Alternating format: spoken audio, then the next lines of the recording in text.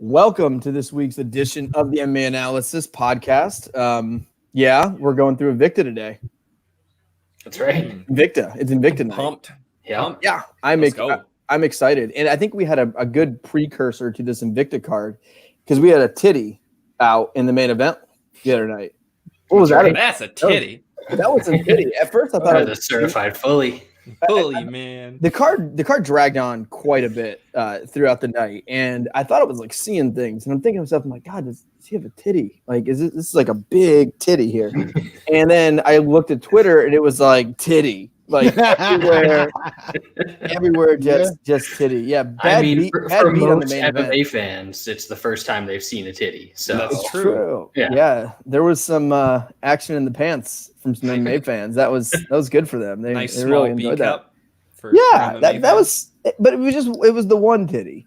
It was a single titty, and then I saw this clip. He was on a Ariel show or something like that, and they asked him about it, and he was like, "Oh, I haven't seen a doctor. I haven't done anything." I'm like if I just developed a titty, I'm probably gonna go get that checked out. Like it's not like you wake up and you got like a bruise on your leg because you were drunk. Like you woke up with a titty. Yeah. Yep. And don't get us wrong.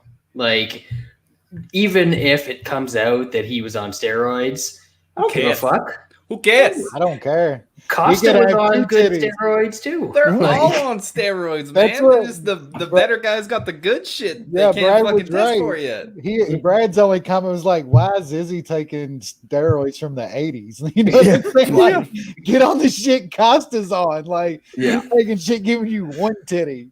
He just shit giving you two titties, dude. Get on that good shit. It's funny when some guys like pop. I'm like, you got ripped off, man. It's like if you get like, I want to look like YOLO if I get popped. Like if I get popped and I look like Darren Elkins, like I'm gonna be pissed off. It's got to be good shit. The dude got tested like tons of times over the past 6-8 months. Like they showed his test and shit. He's got to be on something decent because it's not. Yeah, giving you one titty though. All I know is that dude can fucking fight. He can fight. I don't enjoy him very much up until the finish. I don't enjoy his style. Like if I'm going to see guys like dominate with no action, like I want him on top with some humpage. Like I want to see that. Was a little different. I want to like to me the most like I can deal with boring grappling matches. It's probably just a wrestler in me. I cannot deal with boring striking matches. It just puts me to sleep. And he's so technical and great. I'm the opposite. You're a fucking noob. You don't like any real striking, Lance. I'm watching those first two rounds. If that Romero fight didn't happen, then this is not a story. Well, I understand the Romero fight was fucked. They didn't do anything. Because the gas fight was absolutely insane. He landed a decent amount of strikes. Like I know they were leg kicks, which they were leg kicks. Like, that's not calf kicks. They weren't calf kicks though. They were to the knee or the thigh. He ate that leg up. I don't know. No, like there was a lot of calf kicks going on there. There was some calf kicks. That leg was done from like the thigh. It was destroyed. I wonder Bradford, they're not effective. At what point in the fight did the commentators realize that it was cupping marks? They never did. I'm pretty sure they never did. They're like, oh my god, look at the marks on his leg. He was losing his mind. I tweeted to amputate. I was like, that's the first time I think I've ever seen somebody do the cupping on their calf. And they're talking about, oh my god, he's got spots and shit on his leg. I'm like, what are y'all? What the fuck are y'all doing? Is he had landed like one or two calf kicks at that point? Like, and it was just like fucking bruises all over the place. Like nobody figure that out. I think part of this wasn't Izzy's fault, and I think the reason the Gastelum fight was fun is how Gastelum played that fight. Gastelum did a lunatic. Well, Gastelum did what we all thought Costa was gonna do, right? Gastelum's a little guy, he's a short arm, but he just got in his fucking face and bit down the mouthpiece, and that's how you're gonna beat it. Everyone keeps talking about you need a big wrestler to fight him. I don't think that's the guy that beats him. It's gonna be a guy, which I don't know who that is. It's gonna be a guy that gets in his fucking face and just bites down, because when you're that technical of a striker and how he is, if you're content with circling on the outside and pick distance, you're never going to beat him. So I feel like he was expecting Costa to come in and throw all those bombs. So I think when he didn't, he was like, okay, I'm just going to kick the shit out of him and just kind of see what, win this way. even when Costa did come in, though, it didn't seem like he had the power and shit to where he got Izzy in any trouble. He would grab a hold of Costa, kind of land something small and step out like every single time. I get it. Like everybody said it. Costa, we'll talk about another fight. He didn't do what got him to the dance. That's for sure. I mean, I'm still not convinced that beats Izzy. I thought we'd see that Costa. Maybe not. And I still didn't think that would beat him. It's got a chance, though. That was the guy I was most worried about fighting Izzy. Like, I thought that is definitely the chance to beat him, but I'm not sure, man. I'm not sure. A fighter like Costa fighting the way that he decided to fight has very little to no chance of winning like that. The way that he got to a title shot, that has a decent chance. Yep. But he just froze, man. I think the thing with every dominant champion is and I think we all do it. We look at, okay, what style and what kind of guy can beat this guy, right? Look at Anderson Silva. Like when he was coming up, he won like 10 in a row. Everyone said it's got to be a wrestler. A wrestler is the guy that beat him. So then Chael, did his thing and almost won. And it's like, okay, we figured this out. And with Izzy, it's the Gastelum fight, right? He won the fight, but we saw how you beat him, which is you get in his face and you make it small and you get close to him and just throw a bunch of punches. But that said, even on the feet, it's different with the on the feet versus wrestling because he's such a good striker that he finds a way to win. Where if you're getting taken down and laid on, if you're not good at wrestling, you're not good at wrestling. And I don't know who beats Izzy at this point. You guys are missing the obvious answer. Chris Weidman. No, it's obviously going to be Hazmat. Like it's over already, dude. People were literally saying, talking about it, dude. Like, people were literally saying, why not make that fight right now? I was nothing better to do. Like, I literally saw at least 5 or 6 people say, why not? Well, you're ruining a kid for one. Yeah. It's not Izzy at this point. Like after these last 2 fights, like he has one that's boring. One he dominates, guy doesn't throw against him. Like Izzy should want a guy that's going to bring it, And he mentioned Cannonier, which I think Cannonier would get demolished by him, but I think Cannonier is going to be a guy that would just go after him and it'd be a fun fight. I think that's what Izzy needs, and Whitaker too. Like if that does happen again, I think the first fight Whitaker was coming off that layoff and everything else, but Whitaker's going to bring the fight to you too, unless he's gun shy from last time, and then he wants to do what he did against Darren Till. I like the other thing I was going to say about Izzy too, though, is that dude's got balls. I mean, you watch the gas fight and shit, he will get in the shit. I mean, you can't question that about him. We can say he's boring at times, like Lance doesn't, like that. I'm more of a watch the quote unquote boring high level kickboxing more than like a boring, kind of grappling match. But that dude will fire, man. He's been that gas fight held the Whitaker fight. I mean, yeah, he's fucking pretty awesome, man. But yeah, I think that Cannonier fight happens, and he deserves it, man. That dude probably deserves to get a shot, but got to beat Whitaker first, which is I think he does, but I think he does too. But man, that's a bad fight for him against. It should be fun. If Whitaker is old Whitaker, not even like I know he's lost some, but if he's not gun shy Whitaker, he beats the shit out of Cannonier. And if that happens, right? If that happens, who does Izzy fight next for one? And two, if Cannonier does when he fights Cannonier, there is nobody left. Like I don't know how a guy has cleaned out a division in like a year, but everybody got old. That division's fucking old. I mean, Chris Weidman is ranked 9th. Derek Brunson's ranked 7th. Darren Till's a middleweight. That's insane. He's ranked 6th.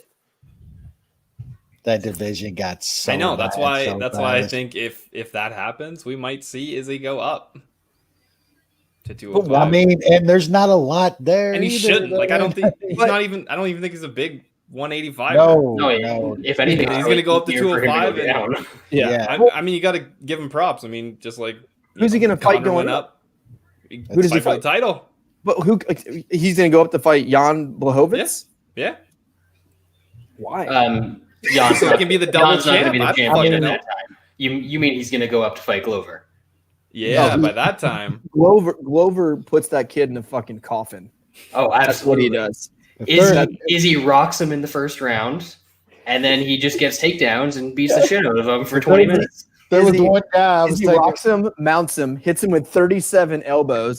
Glover bleeds everywhere. Round end. Glover's falling around. They pick him up, put him on the stool. They start the bell. He slips into a double leg, takes him down, and then finishes him on the and just bleeds into Izzy's eyes for the rest of the fight. We can only hope the garage weight champion becomes the. There would be. It's his time, man. You know what it would feel like if Glover really won a fucking belt? It would feel like the King Casey winning a belt. It would. I would have that kind of feeling if Glover won a fucking title. I would. Glover's moved to top 3 fan of the MMA. We're fans. That's what I'm saying. It's right there, bro. He might be number 2 now, right? Du Bronx obviously is number 1. And then I think number 2 is, I think since Kevin Casey has left the sport, I think he's moved to number 2. And funny enough, man, if you would have told me a year ago, like Glover could legit win the title, like it's not even weird to think. Like if Glover beats Santos coming off a torn ACL, and there's a path there, he gets on top of him and he kills him, right? And everything else in his knee. Yeah. Is Glover a favorite versus Jan Blachowicz? No, he won't be. He'll be like what he always is. We're gonna get like plus 200 on him, and plus 185. We know what happens. Plus 200. I favor Glover against Jan Blachowicz. I would favor him. I would say he is more likely to win than lose in that fight. I don't think Blachowicz is very good. I'd love to see it happen. I really don't think he's very good. I think we'll talk about it, but I agree. I don't he's not great, man. But I've been losing money on him for a while, so I'm good at losing money when I bet against expected.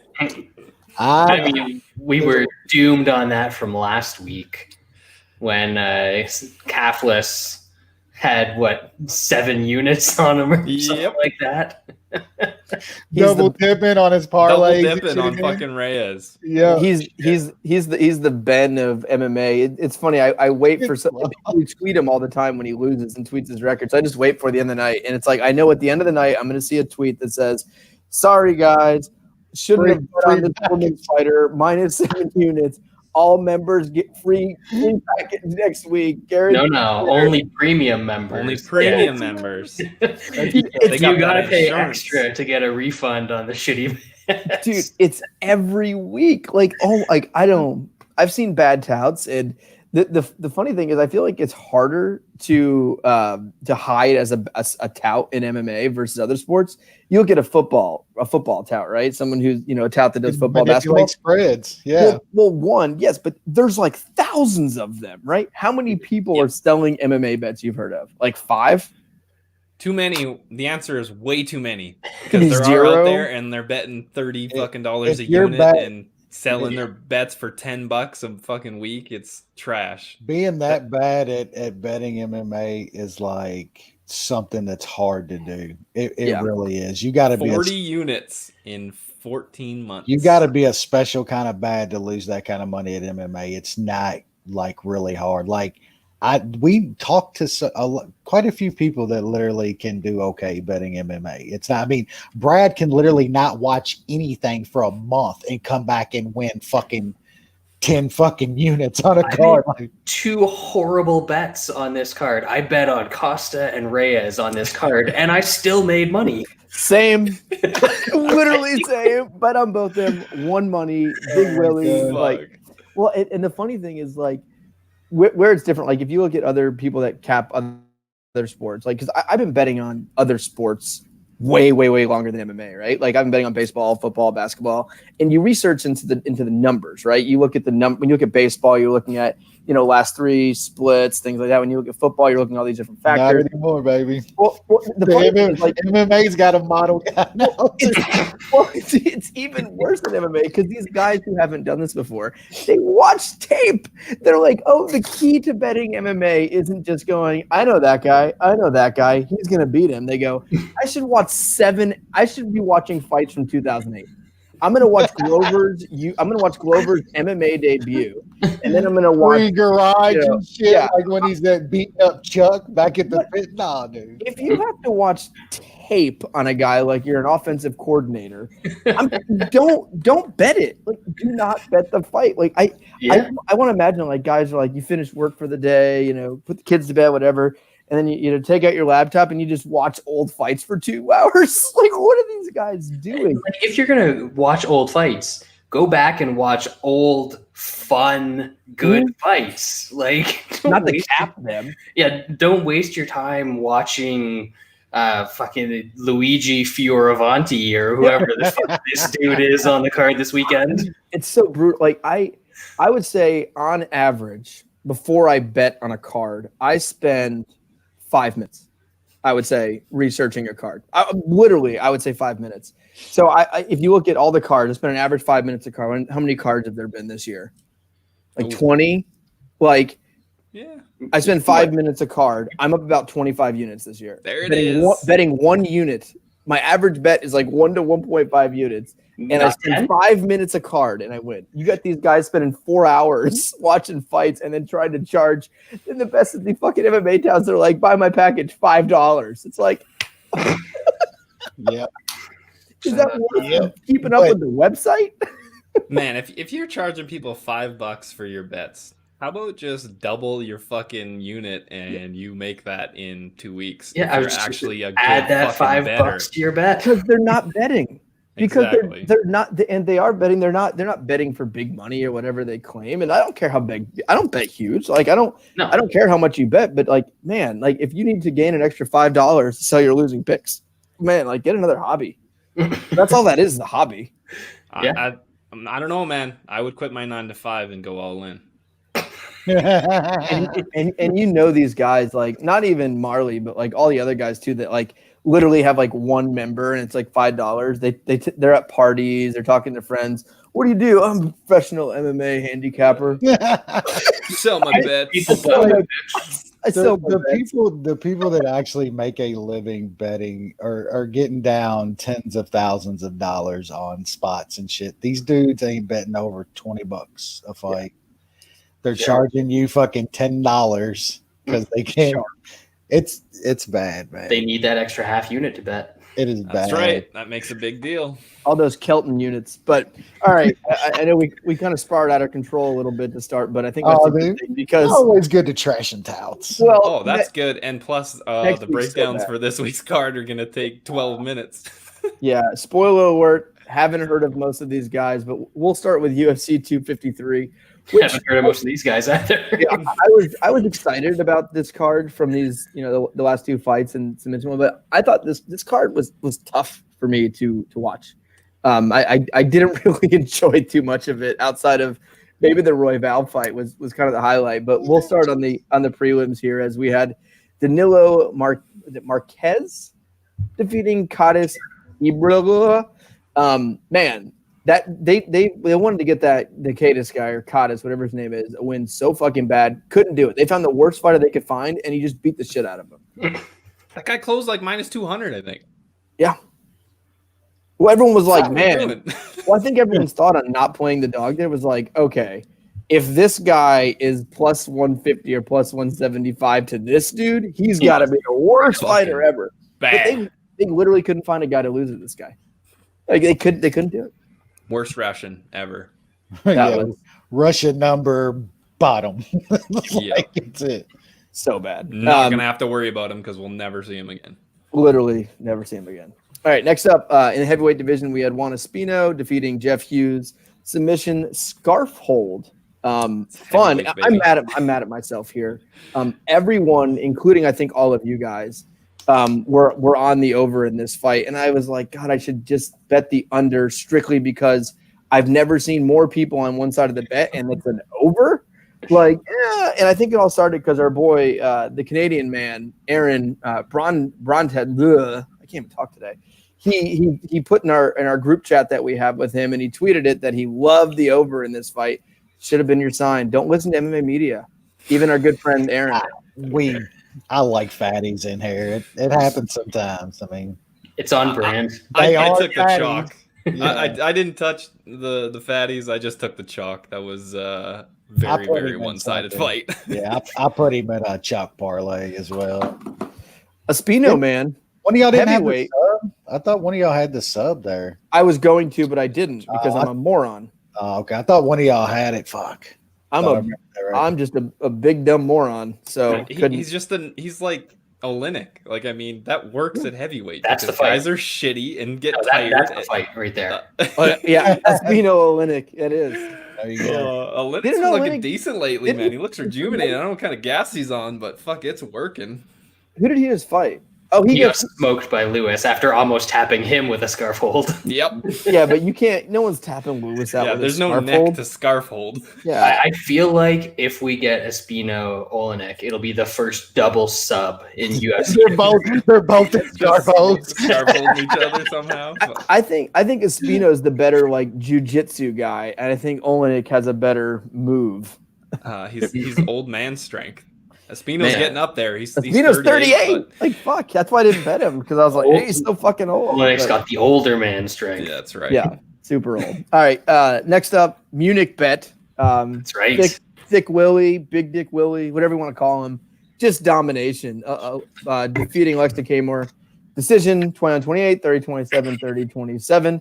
This is a dominant performance for old Thick Willie. And I think it was Kevin Ioli. I want to say it was him after the first round. Ioli is what he eats, not fucking Ioli. How do you pronounce his name? Ioli. That's what I said. Close enough. I don't care about his name. He tweets after the first round, and it was like, or after the second round, and he goes, tied up at 1-1. So he gave the first round to Kamer, and he says, Kamer is obviously the more skilled fighter. Willie's just stronger. Imagine watching fights for all these years, and this dude, guy's still that dumb.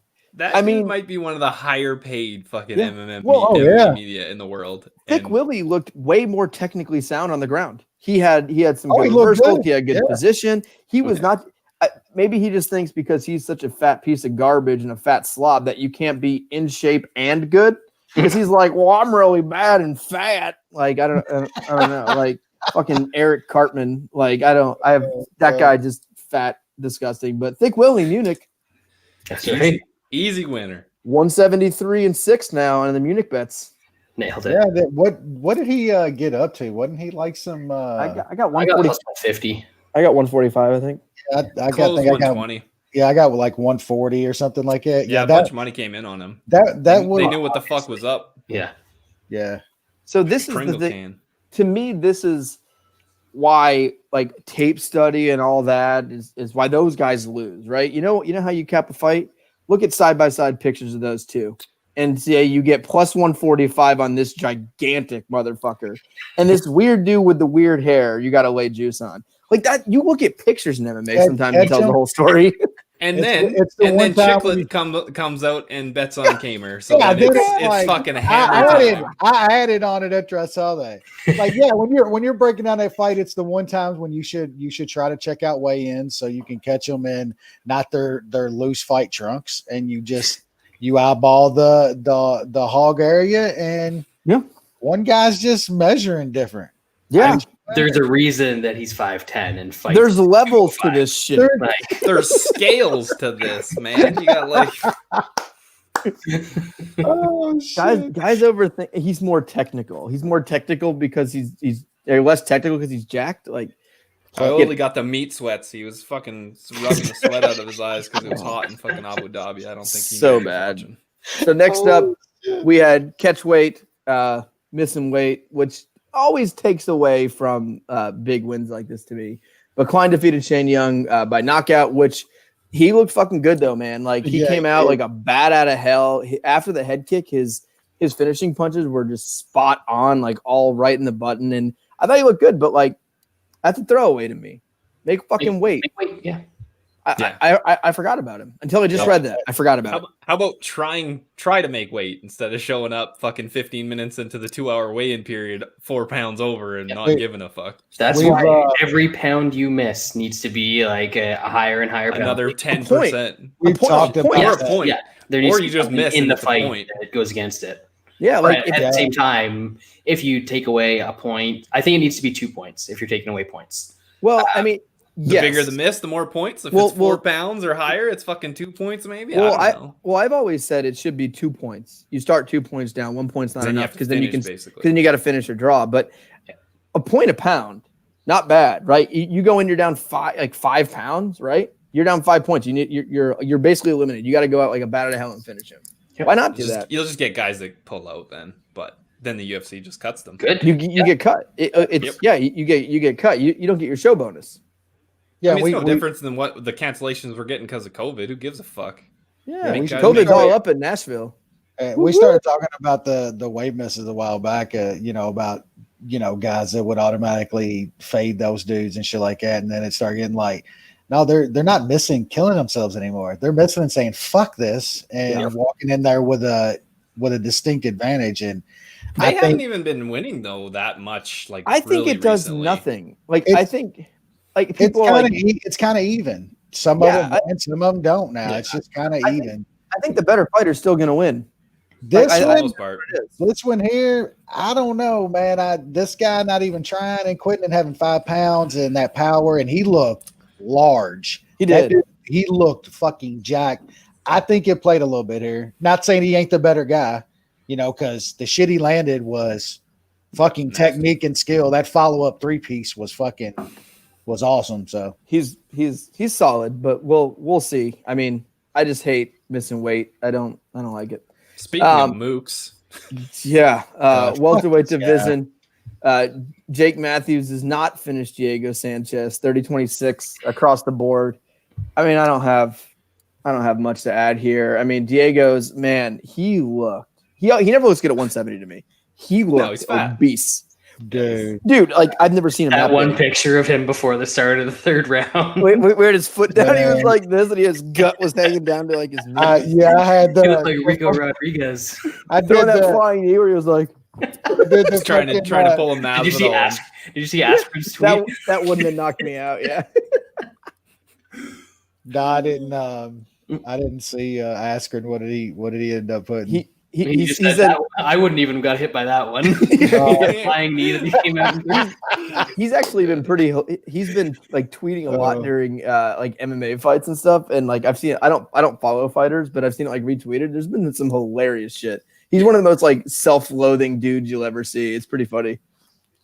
Yeah, Matthews is a mook. He could have finished that fight in the 3rd. Him not finishing pisses me off so fucking bad. Warn you guys. I'm aware, but he like literally just had to get up and he would have dropped him again and it would have been over. Plus 400 TKO, plus 2,500 round 3. None of it. Yeah. I actually wish UFC would institute finish bonuses to see if it did anything. Like obviously not a ton, but like $5,000. If you're getting 10 and 10 and you get a $5,000 finish bonus. Even if you're getting like 20 and 20 or 30 and 30, like $5,000, they're begging for 50. 5 just finish the fight. Yeah. Would be nice, but I don't think that happens. That's a half a blackjack hand or a third of a blackjack hand. Let's not get crazy, Lance. Yeah. Depends on his night at the casino the night before. If that's going to happen. But all right, moving on to the lightweight division, we have Brad Riddell defeating Alex da Silva Correia, 20-28 across the board. Silva looked good in the first round. I didn't bet this fight, but I was like, man, this guy looks fucking good. He was shredded. He had his wrestling looked good. His top game looked good. And then that was it. The gas. He had about a round on him. And Riddell's going to keep getting like, people think he's good. I think he's okay. So I'm not a big fan of this guy, but we'll see where he goes next. Yeah. I faded him here really, really small. I did too. Yeah. This will look good in the first. If he didn't force the wrestling so much, maybe he would have had a little more gas to try to steal that second round and then I guess get lit up in the 3rd. Miami Chris Wallace. No comment. No comment. Steve, he went out to the Glades. We're still looking for him. Yeah. Might have got eaten by a gator. Yeah. No comment. All right. Hold on. My thing just accidentally closed it. All right, another catch weight guys from other countries apparently don't like making weight. Hakeem Dawood defeated Tugaoff by split decision. This is my biggest bet on the night. To say I I was worried going to the decision. Yeah, very worried. But I thought the right guy did it. I think you can't go back, obviously, but that would have been fucking bad if they gave that to the Russian. And we talk about 10-8s a lot on this show. Now, offensively, that was not a 10-8 for Dawuda, but if you're fighting like that in the third round, where you're refusing to engage, you're running, that I'm giving a 10-8 all fucking day in that third round. You are not. Was that a one-sided round? Completely one-sided. That's 10-8.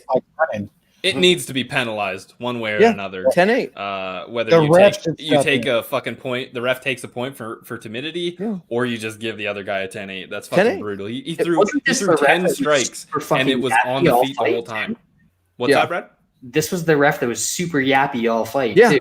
Fight, go, and all that. Yeah, because they were talking shit to each other. So he wanted a little more professionalism. It's a fucking language, cage fight. Children. Language. There's kids watching this fist fight at 10 p.m. Yeah, this bloody fist fight. I hate that shit so much. It's a fucking fist fight, motherfucker. Shut up, dude. On pay-per-view. It's on pay-per-view at 11 Eastern, and you're worried about like little kids. What? Come have some respect.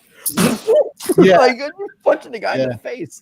Like God, I was in that fight. I was shocked that people thought that Tuhugov was just like banking rounds. Yeah, I thought the second could go either way. Yeah, personally, and the third was obvious. I thought the second was a lot easier for Dawuda, but he got taken down for. He got laid on. Nothing. Laid on. But nothing happened. And literally nothing. I would hope that we're past that point. I mean, he got outlanded pretty handedly in the second round, even with all that ground control. Yeah. I thought the second and third were Dawuda. The right guy definitely won it. That was my biggest bet. Thankfully that happened. Tuhugov doesn't make weight, fucking doesn't want to fight. Just cut him. We don't need him. I had 29-27. 10-8 third. Fuck that guy. Consensus winner? Wasn't that consensus winner? I think so. Yeah. I mean, the fact that he missed weight by 5 pounds and then pulled that shit in the third round, cut his ass. Yeah. Cut him. Fuck him. Garbage. This is the dude that came in, tried to sucker punch your company's biggest draw. Yeah. Mm-hmm. Maybe make him fight Connor next. Have you seen Connor lately?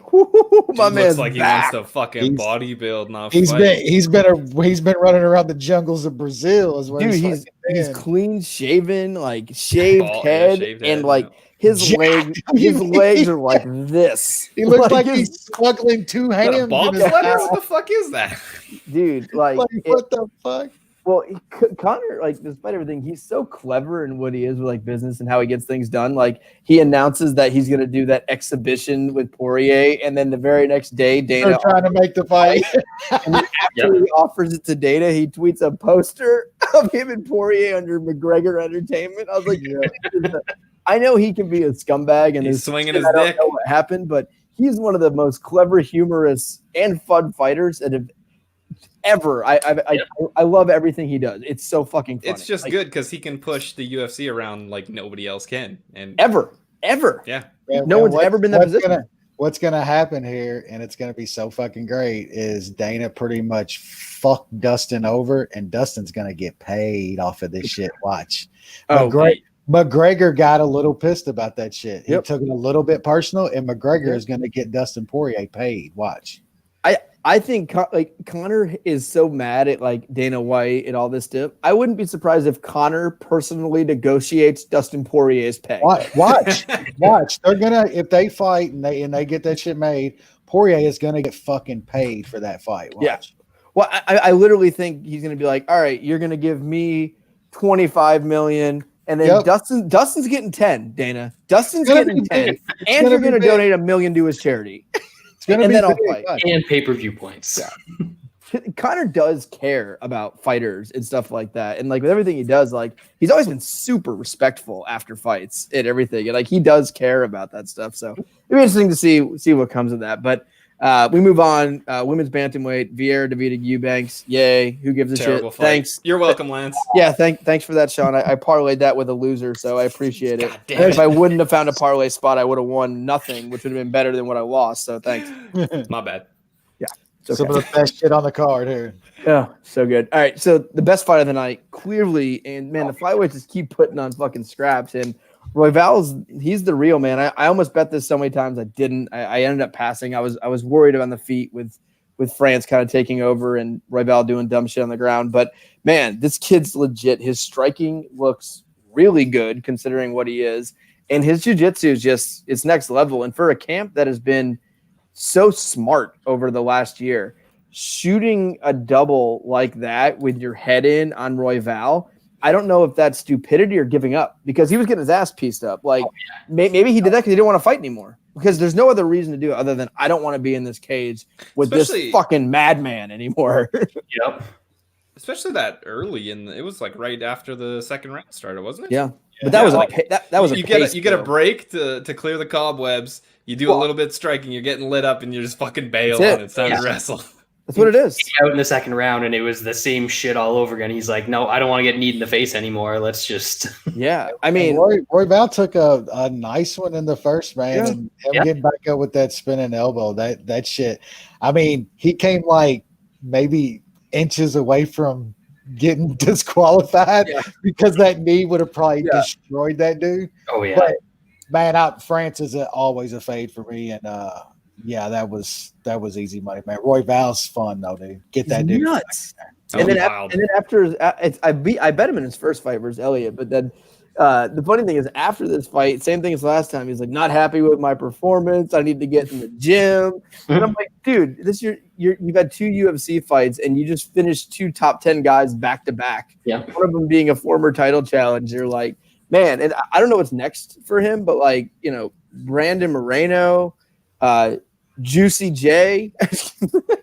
So I mean, he's there.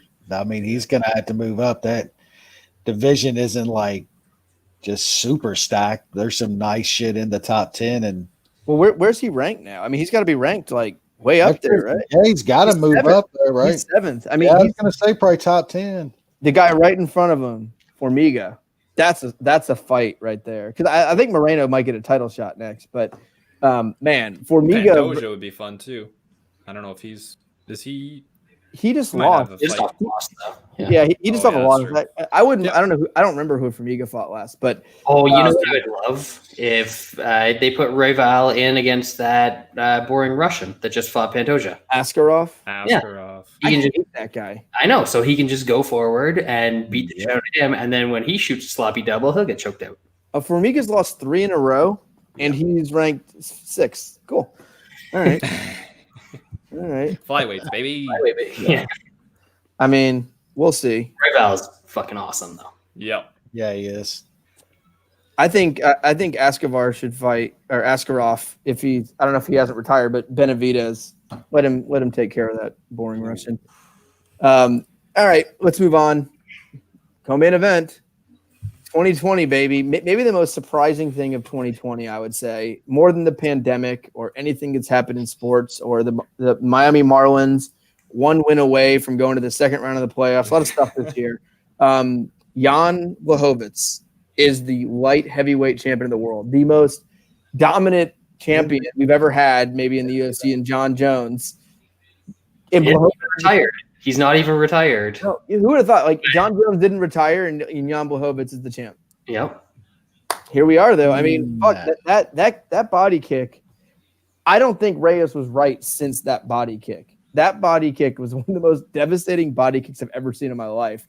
And I don't know if he wasn't prepared or if he didn't take him seriously or what, but he looked slow. And I don't think anyone would have said Blachowicz is going to win because he's going to be faster. Like, I don't think anyone thought that, but that's what happened. He was faster, he was aggressive, and even before that knockout, I mean, he beat that was not a close fight. That first round was not close, not even a little bit. Like, that was a beatdown. That's what happens when you don't throw. Broke his nose, like smashed his nose. Yeah, I mean, that we was talking about Costa earlier. That's not the Reyes that's been showing up. That guy didn't fight his fight. I don't know. I think somebody mentioned that he had done some interviews talking about the jet lag and the time difference and shit was messing with him real bad. It looked like, I mean, it's definitely an excuse. It looked like it. Something was he didn't show up. Or maybe he just had the performance of his life against Jones because he was fighting John Jones and Jones he got the Gus flu. He got the Gus flu. I think that's definitely where we could have another Gus on our hands. We really could. That he's going to end up being known for that. Maybe light heavyweight isn't what it is now. That when Gus was still fighting after that fight. So Reyes still has some time. But look, I mean, props to Jan, but we all know he's got that belt for one reason and one reason. And one fight. And I mean, dude, come on. He's what his UFC record isn't even like that great or anything. I don't know what it is exactly off the top of my head, but come on. He started 2-4. Yeah, I mean, UFC. This isn't like some great story like everybody's making it out to be. But props to him. Get in there with Get in there with the garage man and can we let me speak on something else real quick. So John Jones, of course, is the fucking master troller that he is on Twitter, just getting everybody all fucking worked up and talking about now that he might come back to 205 and beat up Jan and people saying that he was ducking Reyes and shit now that he left because he didn't want to fight Reyes again, but now he's going to come back because Jan won. Yeah. Give me a break. He's a troll. Yeah, he got called out. That's why he even said that. Exactly. Did you see Blachowicz called him out and Jones was like, yeah, sure. And he was like, go away. Yeah. What is the tweet? I was like, here's a recap. Jan Blachowicz. John Jones, come back. John Jones, okay, let's fight. Blachowicz, please go away. Yeah, go stay up in heavyweight. Just kidding. I'll just imagine saying John Jones literally is ducking anybody on the that's just the dumbest shit that you could ever come up with, man. Yeah, because here's what you do: you duck Dominic Reyes to fight Francis Ngannou. Yeah, exactly. Or Stipe. Either fucking one of them. Like you're ducking it, bro. You just want the easy fight. This 250-pound monster with fucking stacked Pringles cans between his legs. That's what you want to fight. Over Reyes, who has the least muscle definition of any 205er ever. And I think there's a lot of reasons to look at, why Reyes was flat or whatever. And maybe it's nerves. I don't know. From coming from a sport where it's one-on-one, I never got nervous if I was wrestling someone who was way better than me. Not even a little bit nervous. Because you're expected to lose. I'm expected to lose. And I go, you know what? Fuck it. And you go out there and you see what happens. If you lose, you lose. Like I fought state champions. There's one kid in my division that he was a 4-time state champ. And I was like, I never got nervous to fight him. I knew I was probably going to lose. And all I could do is try to bloody his nose up a little bit, right?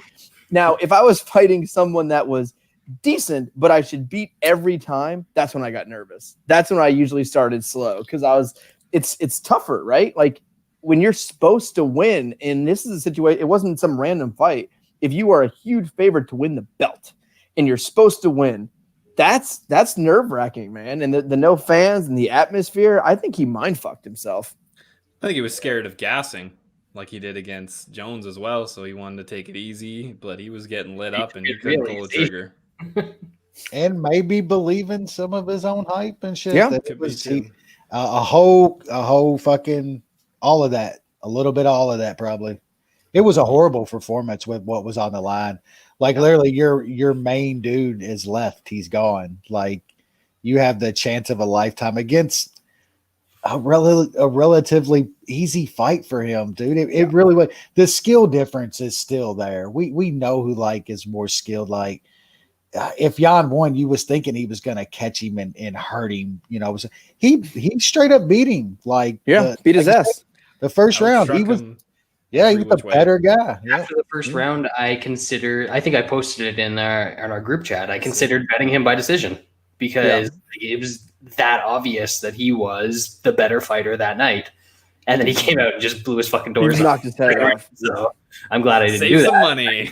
Well, if you guys if anyone listening is an upcoming fighter, I think this gives us one lesson: hit the gym, man. You can't walk in fighting a grown ass man with no muscle on your body.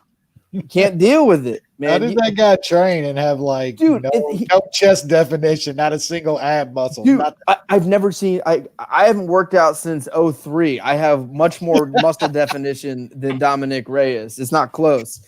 This dude's supposed to be a professional fighter, man. Hit the fucking gym, lift a weight, do something, pick up the groceries. Like, does his wife carry the groceries in? Like, you think he get a little something in his arm just from anything? Like, man, I'll tell you what, that was embarrassing. I don't give a fuck what he does next. You know, he annoys me. The whole John Jones thing annoys me, saying he won and all this. So you know what his punishment should be?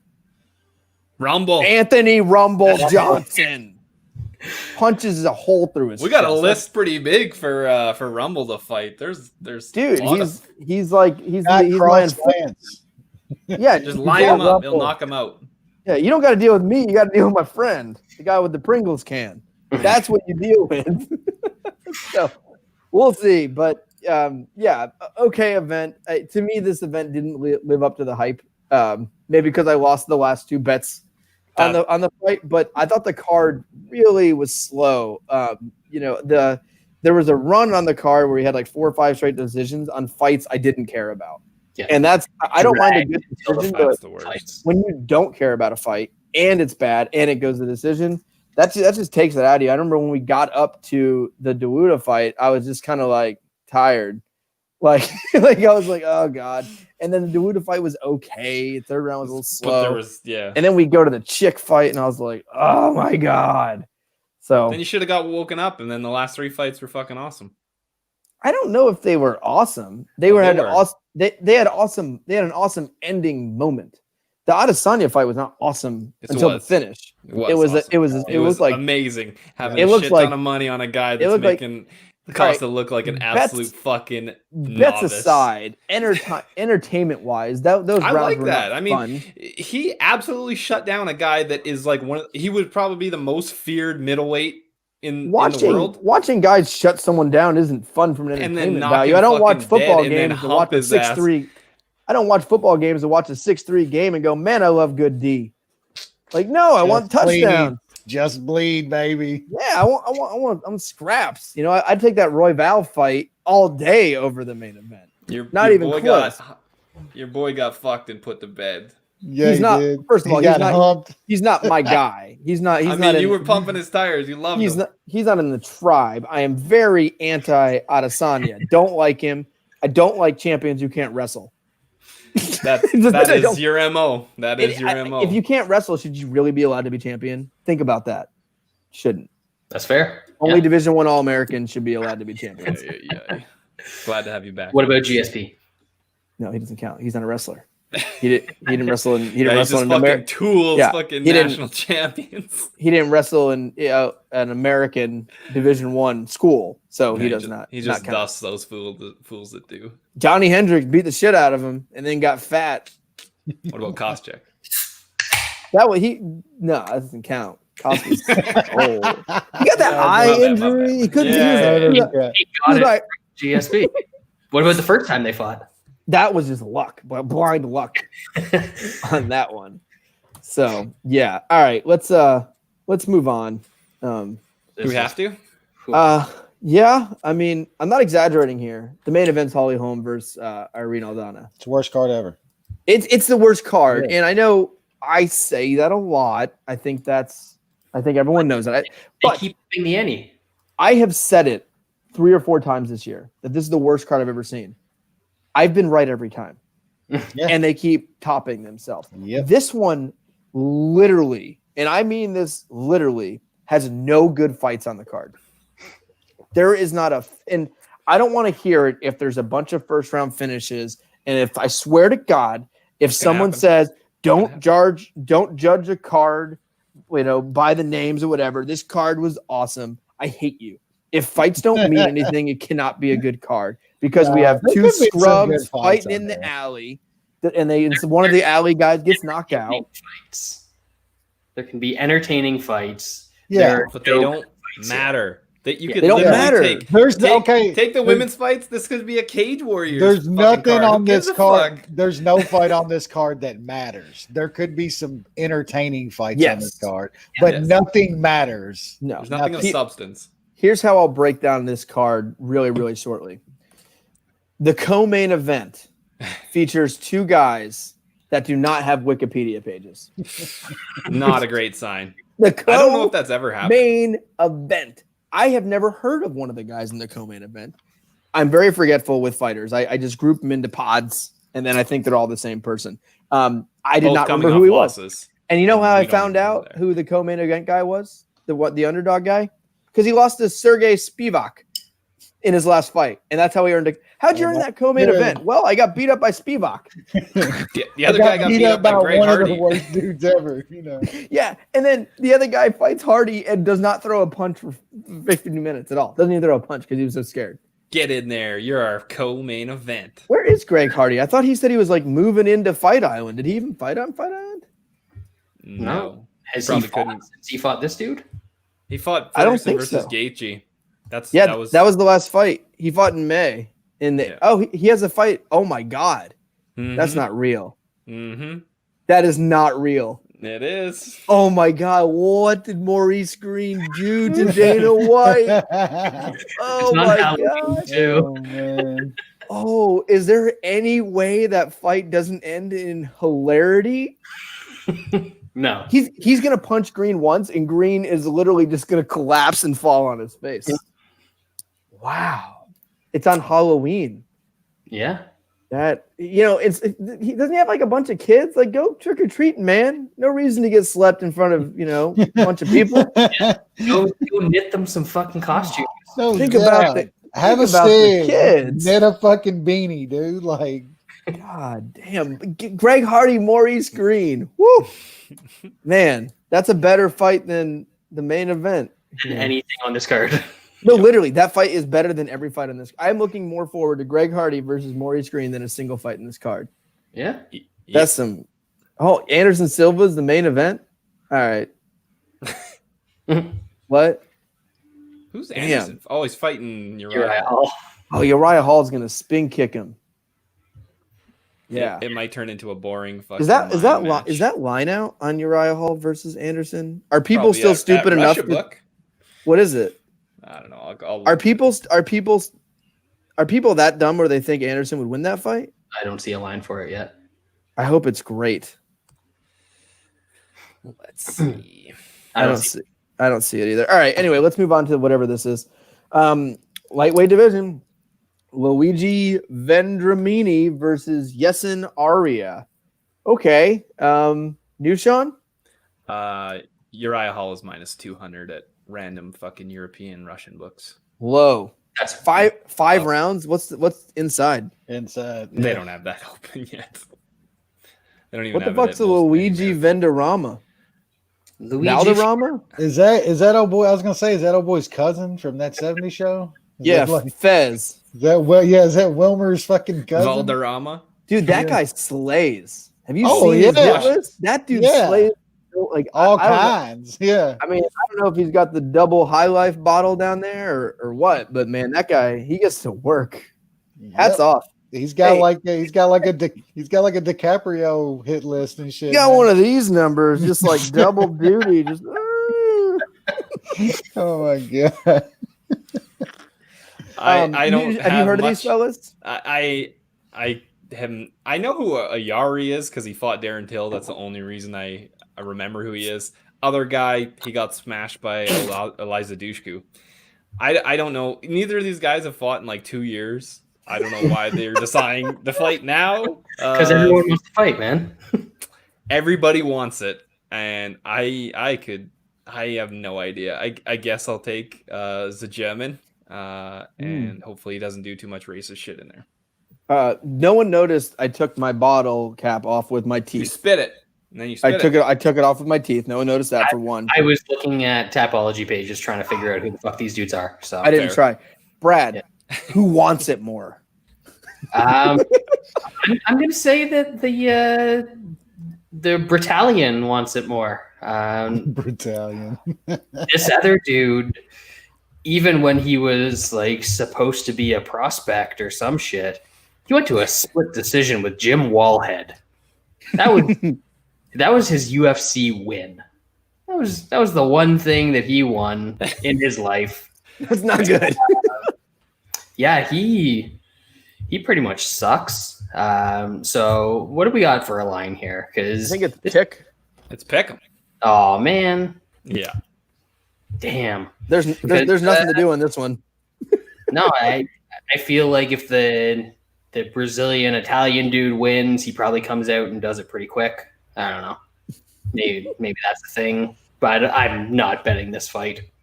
Actually, I'll probably end up throwing one of the props in a random parlay or some shit like that, and it'll probably be Fioravon or Wilmer Valderrama round 1 plus 500.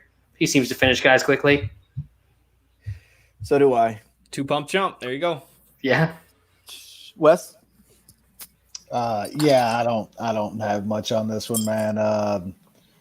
Probably pick the German. He's just got a little bit more experience.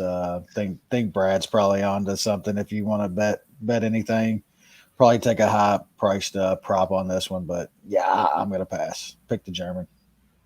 I don't even have a funny comment. What's less than 0? Yeah, I got nothing. I don't like Germans because they killed all of my people. So I guess I'll pick the guy from Italy, though. They help. Not a good history there either. I want to see an American from the rafters just kind of go in and just double drop kick both these fellers. But yeah, I'll take Italy. Some guy just wrote, "It's 4 a.m. here. What the fuck am I doing?" Where is it 4 a.m.? Is he in Germany? No, he's in UK with a name like Brendan Bate. Like he could be German. Master Brendan Bate, if you will. Brendan, are you from Germany? Are you the Nazi? No.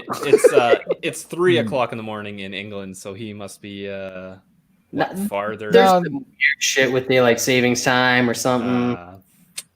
I'm just making that up. We'll see. No, it's 4 o'clock in the morning in Germany. 4 a.m. Then it's 5. It's like 4 hours ahead in England. It's 4 a.m. and he's German. I think I nailed that. But yeah, no bet here. And it's Brendan with an E. Don't fuck that up. Let us know where you live.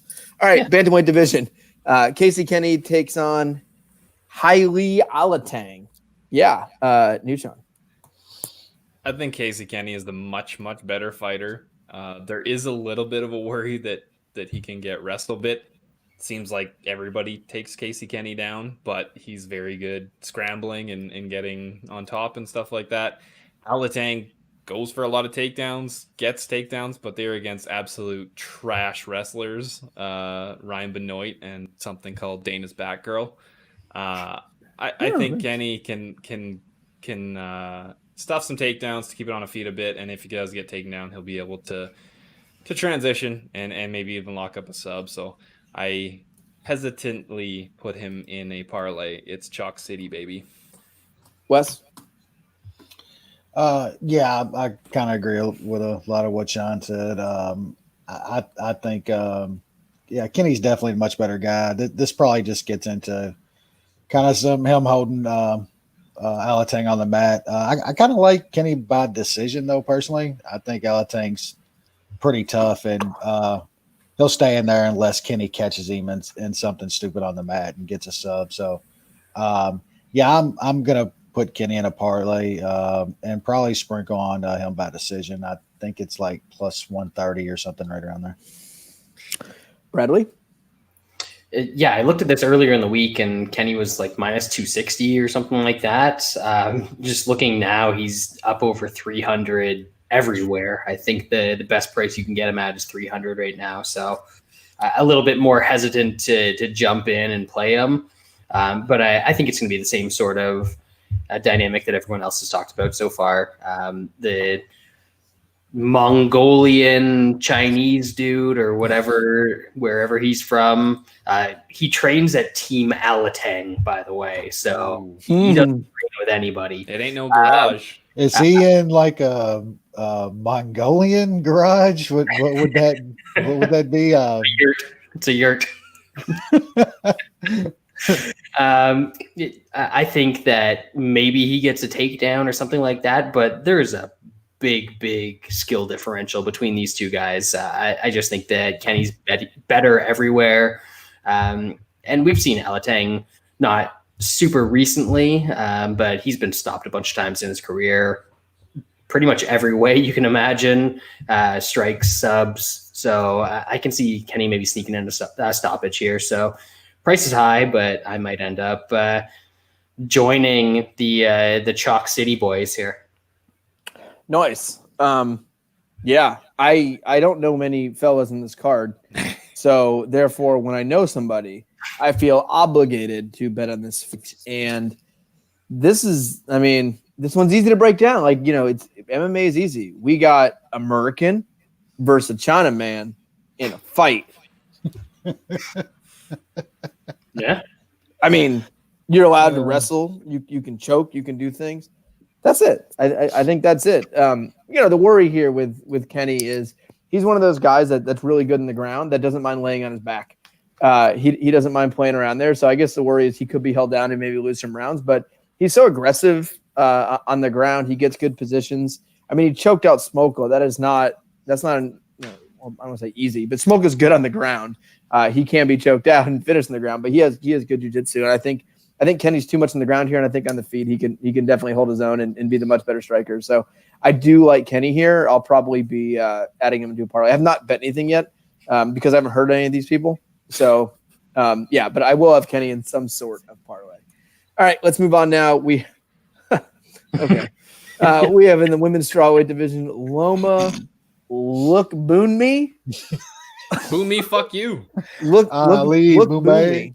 Yeah, Lookboonmee versus Yin Yu Frey. That's that little tiny one, right? Like the really little one. Well, she's 5'2". The other chick's 5'1". I don't know. Yeah, but it wasn't the other chick like in like 105 pounds or some shit? Yeah, back in, also in Invicta, since this is really an Invicta card. That was this year she weighed 105, it says. Wow. Yeah. All right. She's an atom weight. Scrap City, baby. Sean, who you got? So bad. This is So a bad good. fight. I wanted to bet goes to decision. It's minus 300, but I literally couldn't find anything to parlay it on. These girls are terrible. I don't think either of them is knocking each other out, and neither of them are very good sub people. It doesn't seem like you have to be in women's MMA. There's head and arm throws, and somehow you can easily get a rear naked choke. So it's probably better off that I stay away. I'll pick Lookboonmee. Fuck you. Lookboonmee, fuck you. All right. Wes, this card. Oh my god. This one girl looks kind of pretty in her picture. Anyway, a little too girl, right? fit. Lance doesn't like girls that have more muscles than he likes women soft. He wants to know he can overpower them. He wants that face. He wants the body of fucking Dominic Reyes. Yeah. She's pretty though. I'll give her that. What about this other one? Loma Lookboonmee. Nope. That's not it. That's not what you're looking for. Oh, all right.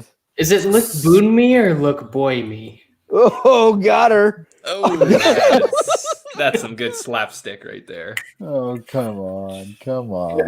Yeah, it's bad. Pronouns. Yeah, I wanted an in-depth. What about that tape study? That was it. What'd you see in the tape? Yeah. Let's go to the tape. Let's just stop the show here and just watch Lookboonmee fights for the rest of the time. Let's all do tape study. We'll come back tomorrow and share notes.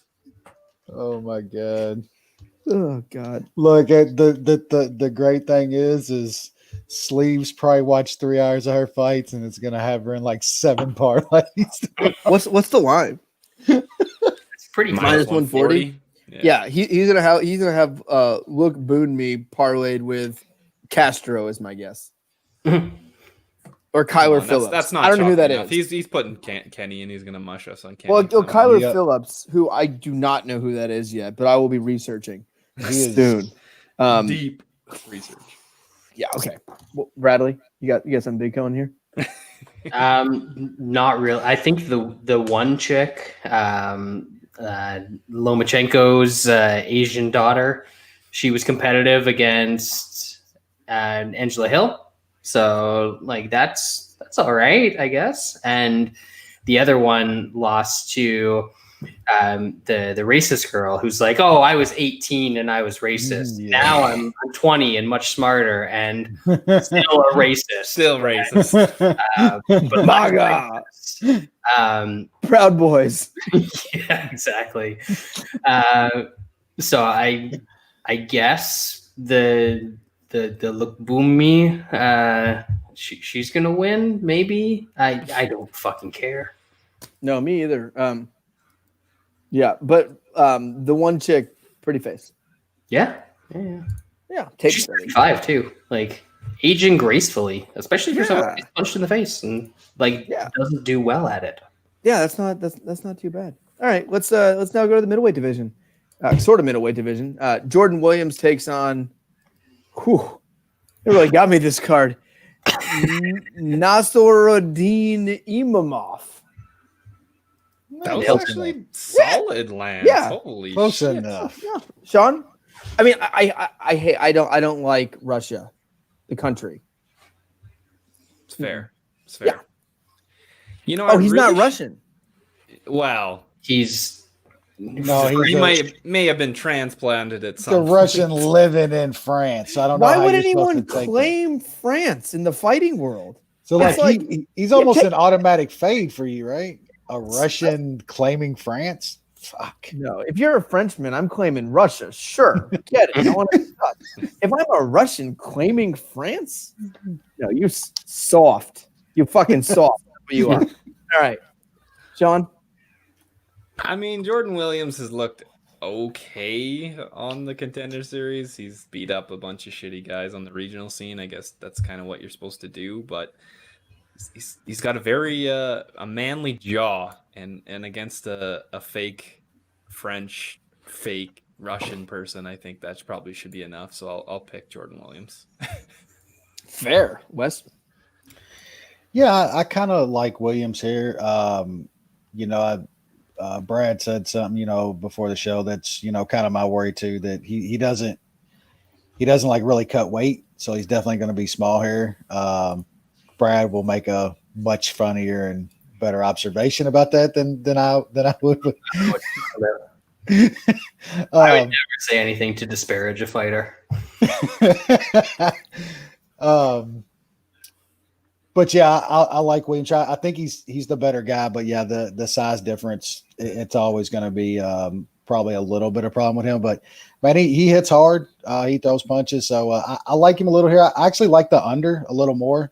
I think these guys will throw down. Williams is always scrapping, and this guy, I've seen some highlights of him. I haven't done the tape study.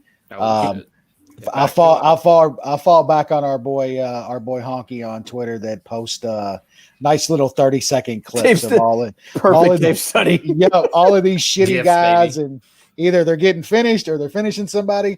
That's all you really need to see with these dudes, because they're fighting a bunch of cans before they get over.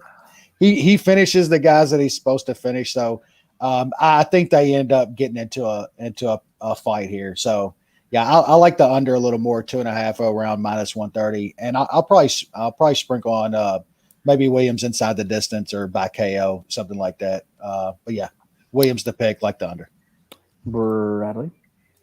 I actually like the pretend Frenchman here, and I don't normally like Russians at all, and I definitely don't like French guys that aren't Halganu.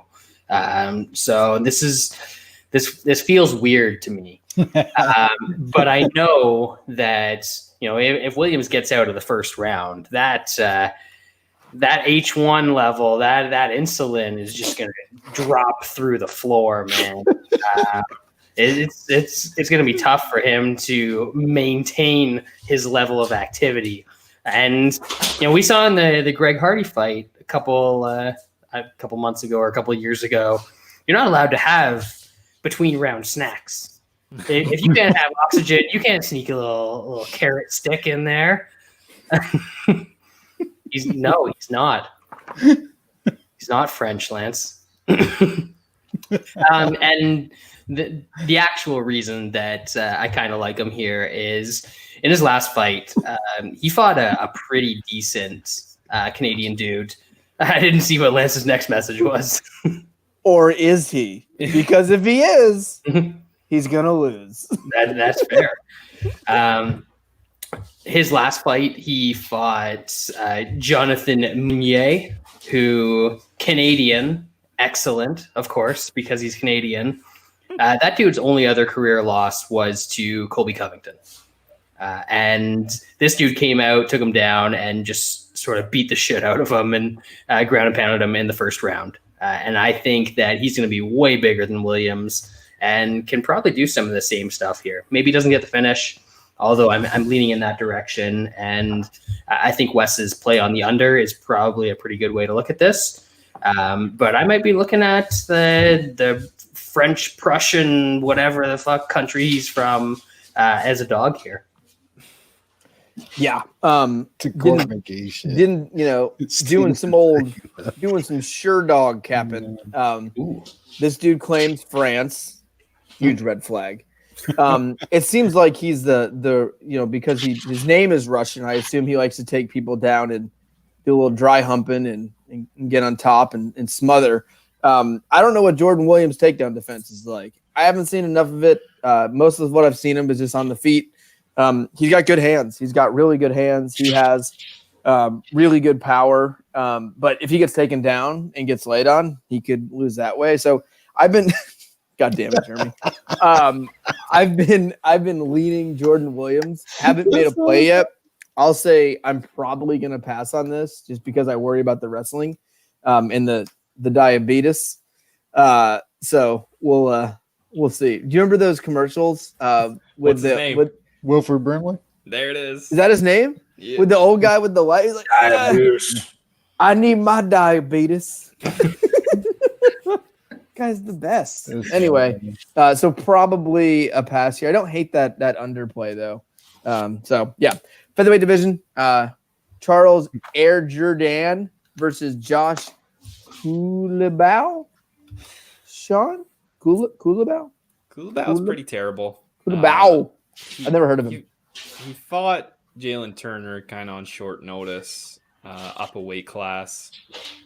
I kind of get it, but you got lit up on the feet, and then you got taken down. Well, you didn't even get taken down. It just went to the ground, and Jalen Turner was able to stay on top and pound on you. I remember this. This kid was tough as shit. He is tough as shit, but not good. Not good at the fighting. Yeah, he's not good at the fighting, but tough. I am a little bit worried about Charles Jourdain. He's Canadian, which is always a tough thing you got to second guess that anytime they're fighting and you're thinking about betting them because we know what happens most of the time. He's a lot better than Culibao. I know he's lost some not close. I mean, the Desmond Green fight, I guess, wasn't that close, but he's looked okay in his losses, which is another thing that's a bit sketchy. But going to a close decision, he didn't really earn that split decision against Feely. I think he was pretty easily lost it 29-28. But he's got some skills, and I just think he's better than Culibao. I hate this card for betting, but I had to throw the old Chalk City parlay together. Jourdain, Kenney, -134 for a unit. This card sucks. It's terrible, man. I would never be betting this if there was something to bet on. I would probably have one bet on this card if it wasn't like nothing else. But anyway, Wes. Yeah, kind of pretty much what Sean said. I mean, there's not too much more to say on this fight. Our boy, not the cute labia. He's just known for being tough, maybe like a beat up labia. But Jourdain's he's the better guy here. Man, always you got to worry about these Canadians, 7 through 17 that are -400 and shit. It's always a small worry, but I think he gets it done. The kid does have some skills, man. So hopefully the beat up labia isn't too tough and he gets tired beating him up or some dumb shit. And Jourdain should get this done. So yeah, I picked him, and he's in a chalk parlay with Kenney for me as well. Bradley? Yeah, I thought this Australian dude, is he Australian? I think he's New Zealand. New Zealand, I think. New Zealand. A Okay. Kiwi, if you will. Gotcha. No, he is Australian. Is he? I thought he was New Zealand. Jeez. Why do you Is there a difference? No, absolutely not. Same place. I've been to both of those places. No, you've been to one place. Well, I did not know the difference between the two. I landed in one, went to the other, no idea. Couldn't tell. Either way, I'm pretty sure that Josh Culibao is actually the nickname that Bo has for one of his sleeves. He just pulls out. He's like, "All right, tonight is for the Culibao." Jesus. Just knocks it out. This guy, if he was good, he would have been on the card last weekend with all the other dudes from Australia. He doesn't train with the good dudes. No, it doesn't matter. We've seen this before when they have a bunch of guys from one region that are on a card. Yeah. And then the next week, for no reason, a guy from the same region's on a different card. It's because he sucks. So this guy's bad. Jourdain might get taken down once or twice in this fight. But from what I've seen of the Culibao, he's pretty much just like a brawler, and I think Jourdain's going to style on him a little bit. So I like Jourdain. Guy's tough. He might be able to survive. I don't know what the sub prop is because Jourdain's got some good subs. So I could see him sneaking something like that in if it's a crazy price, which is plus 1,300. So that's definitely going to get a little sprinkle from me. Yeah, I mean this fucking card. I mean, I obviously have heard of Jourdain. He's fighting this little tiny, possibly New Zealand or Australia fella, if there's a difference. Maybe he's from Fiji. Why don't we meet in the middle? Well, he's from Fiji. So this guy from Fiji, Tasmania. He's from Tasmania. Yeah, I have not been to Fiji or Tasmania. But this Fiji fella, he's tough. He's not very good. I think this actually looks like the Jalen Turner fight.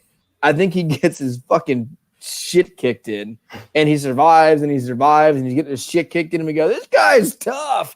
And then he loses, either getting finished late or a wide decision. So, I mean, I like Jourdain here. It's minus 450 now. Like, I don't know what to do with this card. Like, I'm just staring at it, and I'm like, I don't like anything. So bad, like, dude. I think I'm just gonna bet on the guy whose whole family died.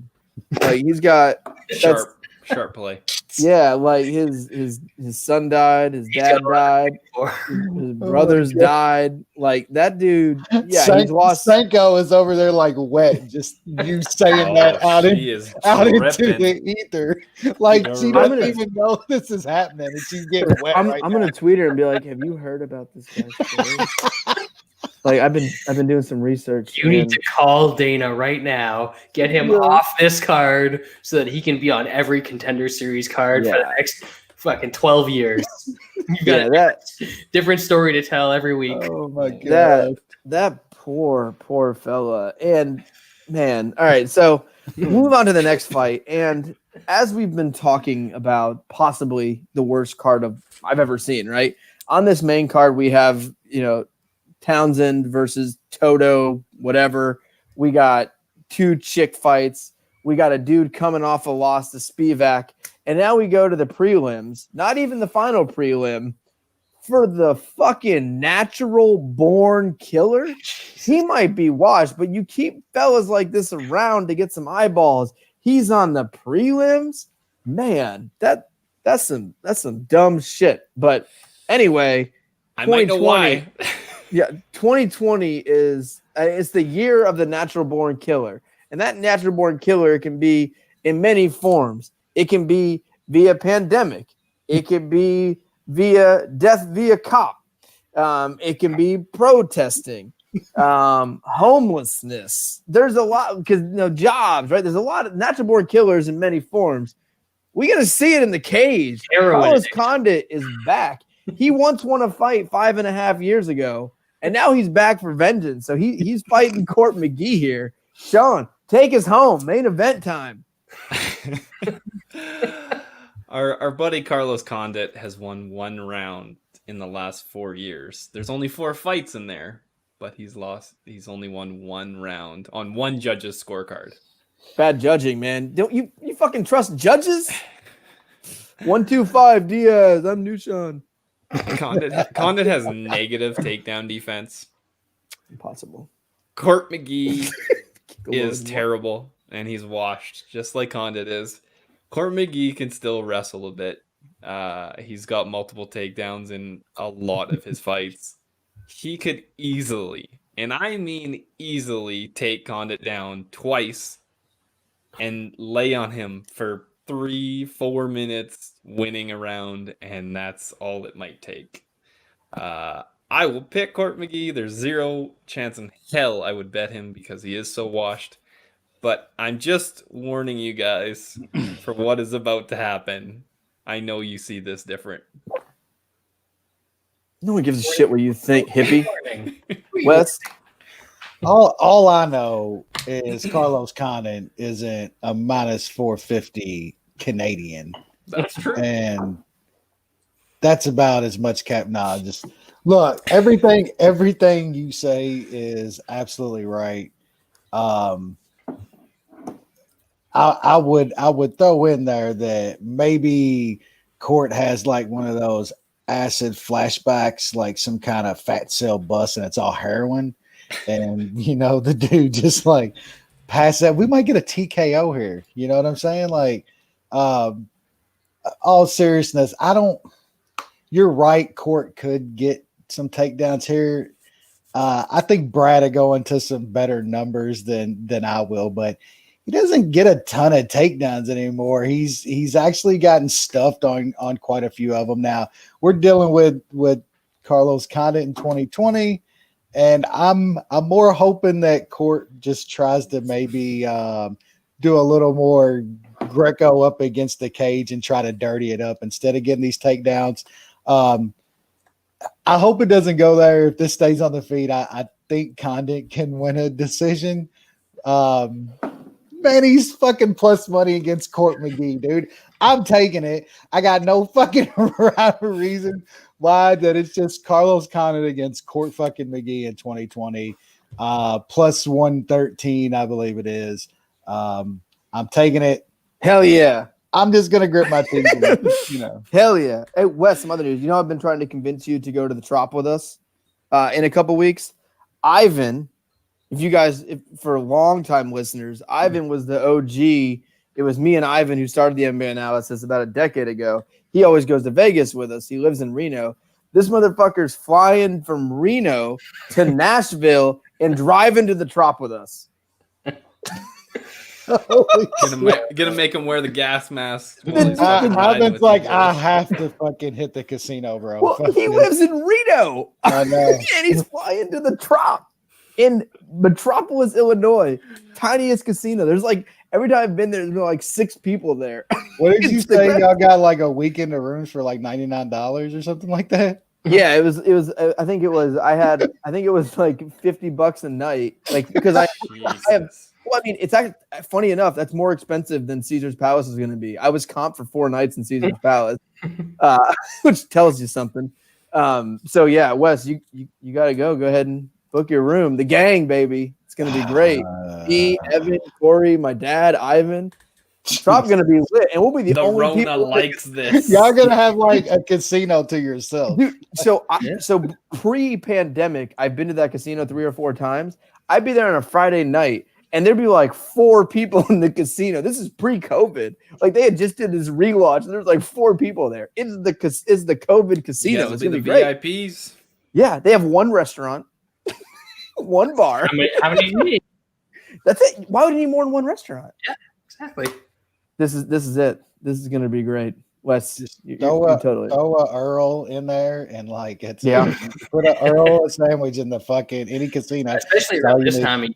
You need to get that turkey, cranberry, and brie. I mean, come on. This is the first year I'm not going to Vegas in like 15 years. It's pretty sad. Anyway, Brad. Speaking of sad, Carlos Condit is not sad at all. Carlos Condit is this dude is a unicorn. This is one of like the 3 dudes in UFC history that has a higher takedown percentage than takedown defense percentage. It's incredible. It's incredible. Unicorn. He's a unicorn. It's great. Court McGee, as we all know, meth head. Just huge into the ice. Just you don't know the ice. You don't know what he's gonna get into when he's over there in Abu Dhabi. It's a whole new world to him. He's not ready for this. So yeah, this is a classic play of mine where dude that's completely washed, but he's facing another dude that's completely washed. Jeremy.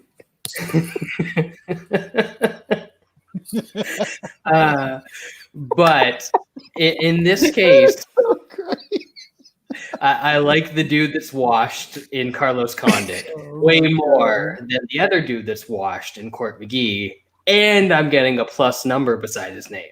Mm-hmm. So he's going to get taken down.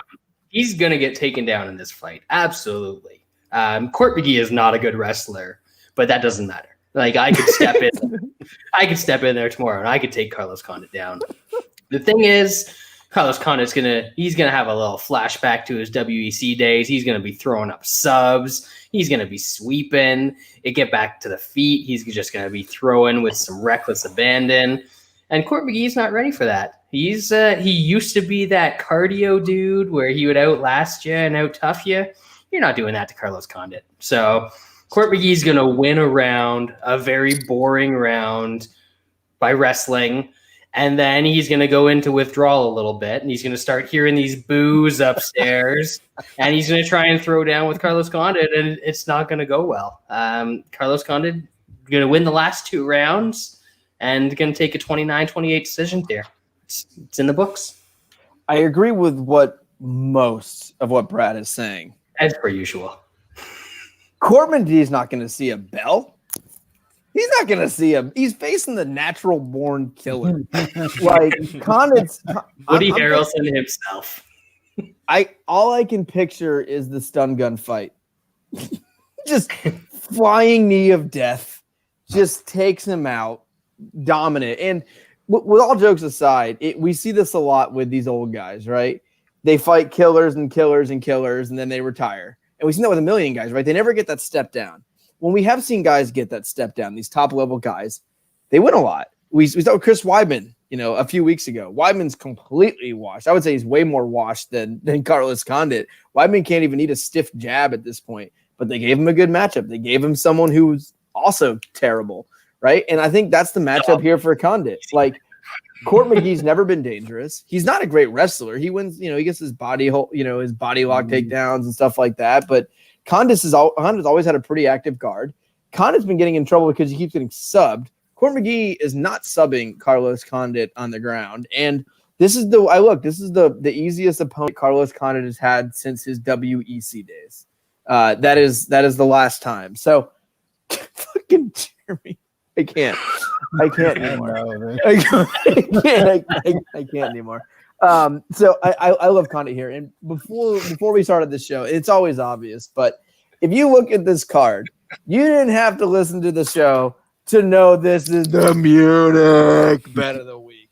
How obvious, right? Like every week you could probably just take a stab at who Munich's going to be. And the fact that the Natural Born Killer is the only fighter on this card, he's the Munich play of the week. So, you know what I'm really upset about? Kyler Phillips next.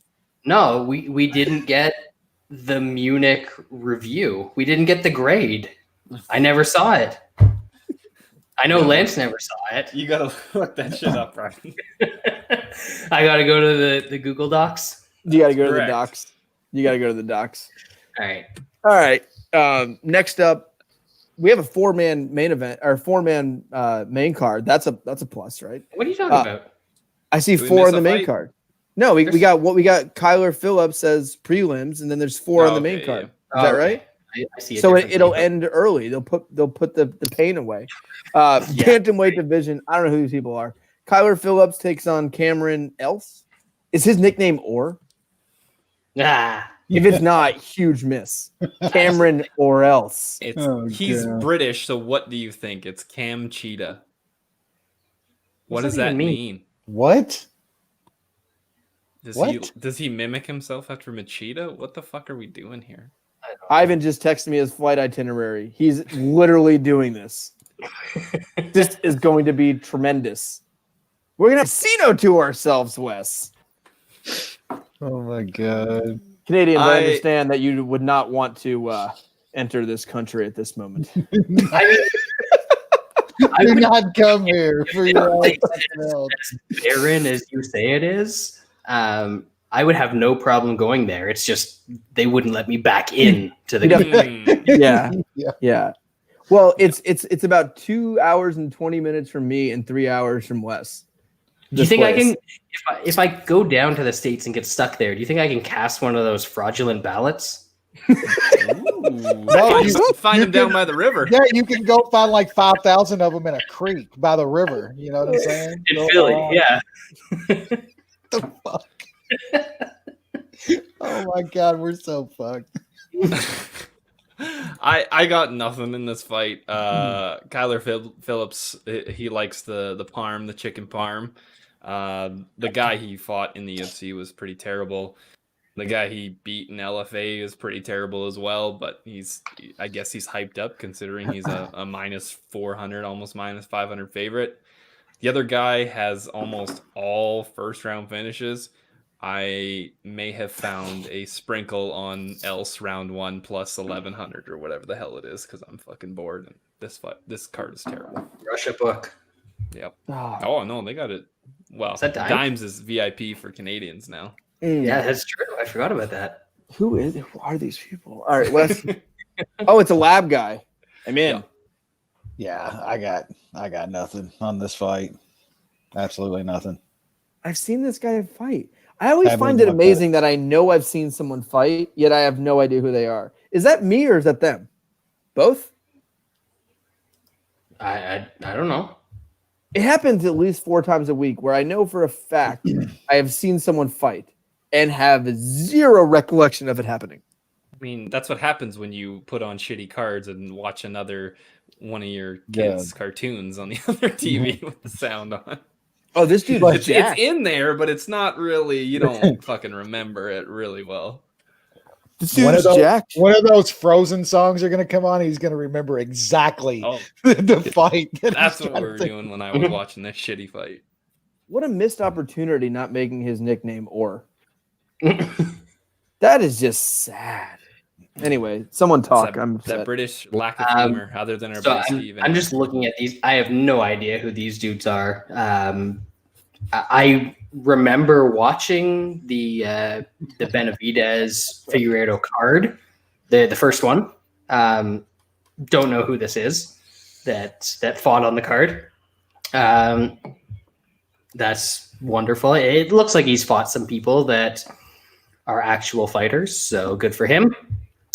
The other guy, however, I'm just quickly looking through his record, and aside from like 5 or 6 fights ago where he lost to a dude who was 9-7, his last, let me count here, 6 wins, the guys have a combined record of 8 wins and 16 losses. Boom! He's got first round finishes, all right. Yeah, that's against fucking less than nobody. Yeah, so like Cameron or else. Or else if I fight a real fighter, I'm gonna lose. Yeah, I've got absolutely fucking nothing here. This is garbage. Yeah, I was looking at his topology. He earned his UFC win with it beating a guy 3-14. That's how the big dogs get to the majors. Yeah, that's tremendous. I mean, like he was four. The best part, if you look at his career, like he was a 4-4 fighter. So he was like, God, this is like he fought really good guys early in his career. Like he fought Paddy Pimblett, who was 4-0. He lost to a guy that was 9-3. He lost to a guy that was 6-1 and 9-7. Like good guys. He's like, you know what? Fuck it. I'm back to 500. 0-0, 1-1, 0-0, 4-0, 0-1, 3-14. He started paying to fight fucking guys with no wins. Yeah, I can't pick this guy. I'm gonna pick the other guy because the missed opportunity on the nickname is just unforgivable.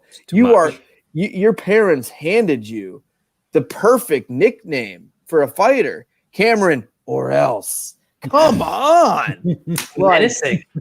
That's what disgusting. Fuck you, Cameron else. Anyway, all right, let's move on to the main card with Daquan Townsend versus Dusko Todorović. No, Lance, look at my name. Look at my name. Right there. The Serbian Dream Dusky Toads. There you go. that also works. New Sean, kick us off. I'm getting a little tired and running out of beer. There you go. Todorović, he's kind of hyped up a tiny bit. He's a younger guy. He looked all right in the Contender Series last year. Has a decent knockout win over our buddy Michel Pereira. Good things don't usually happen in MMA. And Daquan Townsend is having a pretty rough year. He's also lost 3 in a row, and a couple of them are against very bad opposition. This doesn't end well for our friend who's down on his luck. Todorović probably finishes him pretty early. Yes, Wes. I was texting Jeremy. Tell him to quit it. Yeah, I mean, I think we can all remember back to Walt Harris, Alistair Overeem. Good things do not, there's no fairy tales in MMA. I mean, Greg Hardy gets to beat up people and get paid for it and shit. So, there's not a lot good about MMA. Yeah, I think Townsend he's not very good, man. All this shit going on is not a good thing. That's the type of shit for me you want to fucking fade. I mean, all that shit going on it's not good for the mind. Yeah, I got the old Serbian dream, and the chalk parlay with Kenney and Canadian number 12.5, and I think that pays a little bit of plus money. Bradley. Yeah, I haven't looked super close into this one, but I know that, it almost makes me feel bad to say it, but Daquan Townsend is definitely not a UFC level fighter, even the watered down version of UFC that exists at this point. I get why he's getting another fight. There's been a bunch of shit that he's gone through recently. But as I was perusing my boy, the Serbian Dream, Dusky Toads, as I was perusing his record, in 2018, he had a victory over Kazuo Takahashi. And I understand if some of you people out there listening don't know who Kazuo Takahashi is. But this man, Kazuo Takahashi, was a winner on the first ever Pancrase card. Jesus Christ, when did that happen? 90 something, right? September 21st, 1993. There it is. This man beat George Weingeroff with palm strikes at 1:23 of the first round. Couldn't throw nucks. And Dusky Toads just took him out. How old is he at this point? It's a big win. At this point, Kazuo Takahashi is 51 years old. Oh my God, he fought. And this is only a couple years ago. He fought him in 2018, 2 years ago. In fairness, it was Takahashi's first fight in 5 years, but nothing else. He beat him by pound. So if you look on Tapology, he beat him by pound. He beat 1 minute and 41 seconds of round 1. What the fuck? Dusky Toad beat Michelle Pereira?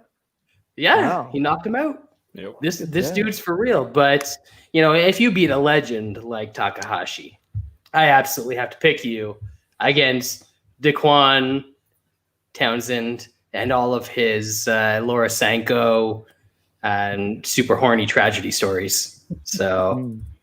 Yeah, Dusky Toads. He's the dude here. She's begging for this assignment. She's like, please let me interview Townsend, please. I feel like Inside the Distance is plus money here, I think. Or TKO is plus money.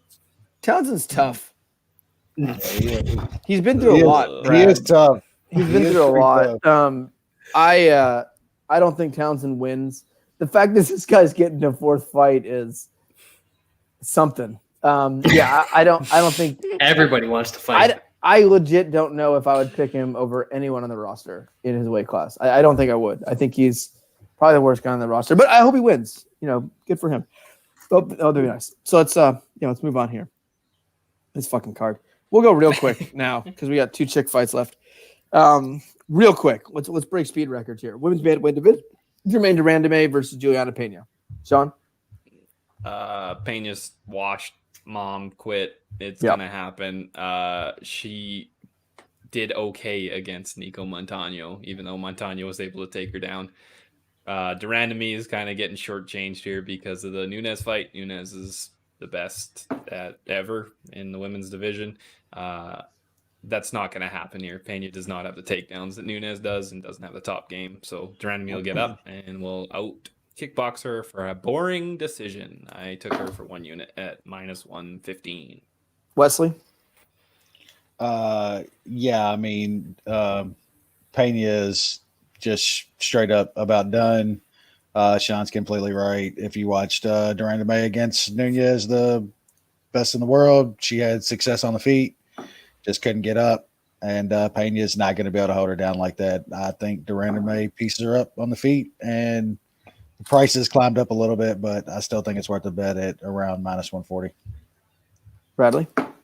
West made one excellent point, and that's when she gets taken down, Randamie can't get up, and that means it's only on top of her. That means it's only going to take 2 takedowns in this fight for Peña to win, and she's going to get those 2 takedowns because Randamie also can't stop herself from getting taken down. See, you can't use that there, but then have your Condit fucking break down early. No, Condit's not hurt. Yeah, it's called grit, Wes. Yeah. God, come on. Gritty. Yeah, I like Jermaine Randamie here, and I think I am actually going to be wagering on her. I know, right? Upset alert. She has lost. Look at who she's lost to. She's lost to Nunes, Bud, and some chick in her first fight. We won't count that one. But really, in the last 8 years, she has lost to Amanda Nunes. That's it. That's it. That's the only person she lost to. She's beaten Holm, Pennington, Ladd. I know those aren't huge names, but sadly, those are top 5 fighters. So was it the Holm fight where she landed 17 strikes after the bell? Yeah, and won. Yes. It's called winning. Hey, if you ain't cheating, you ain't trying. This is MMA. Yeah, it's called winning, Brad. She finds a way to win. She wins fights unless she's fighting Amanda Nunes. -140 seems crazy low to me. I think this is super, super short. Peña's washed. She is. I thought Peña a few years ago was going to be really good wrestling. And since she's come back, I don't know. She got mom quit. She's got mom quit. It's a thing. It's a real thing. She's 5 years younger, and against Montano, I thought she looked so bad. She won. She lost position several times. That's against a former champ, sir. Yeah. Bite your tongue. I like Randamie here. I like her to keep the fight standing, and when they are standing, I think she beats the shit out of them. So yeah, I like Randamie here. So I will be wagering her. Maybe I'll put her with Air Jourdain. We'll see. Ooh, just lay it. Division. No, I don't do that. I'm not some Touty McTouterson like you, hipster. Man, the Lakers are up 28. I hadn't looked at the score yet. That's phenomenal for my future. Crushing them. Anyway, heavyweight division. Jourdain de Castro, Carlos Felipe, also known as guy who lost to Sergey Spivak. You, Sean, is that all you need? That's all I need to pick De Castro. I will not be betting him because this is shitty heavyweights and stupid shit happens at shitty heavyweights. Case in point, De Castro not throwing strikes at all against fucking Greg Hardy. Hardy's scary as fuck, dude. That's fair. And De Castro should beat Felipe. Losing to Spivak is atrocious. And that's what this guy did. So I will pick De Castro, but zero chance I would ever have money on a guy like that. Sean, why won't you have money on him? Because they're shitty heavyweights. Believe me, I like to lose my money on Overeem getting knocked out with 5 seconds. It's the co-main event of the evening. Garbage fucking De Castro. It's the co-main event of the evening. Wes, I know you got money on this. Are you playing the under or are you parlaying Castro? Just be honest with us. I want to play. You know what I want to do? This is not the fatties fight. You know what I want to do? The guy who's favored wins all his fights really quickly. You know what I want to do? I mean, I don't know. I don't have anything on this yet. It's hard to. I mean, De Castro should win. Yeah. Do I think he goes in there and just knocks this guy out? I don't know, man. Like he's not that good, bro. Spivak. I know, but fatties, they're terrible. Like Spivak. Both went to a decision last time. That's like an auto bet at fucking even money for fatties. For a 1.5, it's almost like if they both hit decision their last time out, it's almost auto time it. But I'm going fatties. I'm locking it in. Brad's going to be with me. Get it. That's a losing wager, just like last week's fatties. Bradley? Yeah, Wes is absolutely on the right track here. Jourdain de Castro obviously sucks. Carlos Felipe obviously sucks even more. So De Castro is going to win because he didn't lose to Sergey Spivak. It doesn't matter that he hasn't fought Sergey Spivak, but he didn't lose to him. But he's also not good enough to get Felipe out of there within the first 7.5 minutes. I don't care what he does after that, but he's just going to sort of dance around and throw some jabs, and he's supposed to be some boxer or something, but I think I can probably throw some shots on the heavy bag better than this dude. So we're going over in this one. This is fatties for sure. We're going to get some clinching against the cage, some heavy breathing. Just imagine how great that's going to sound with no fans. Back in the go, just like meat. Yeah.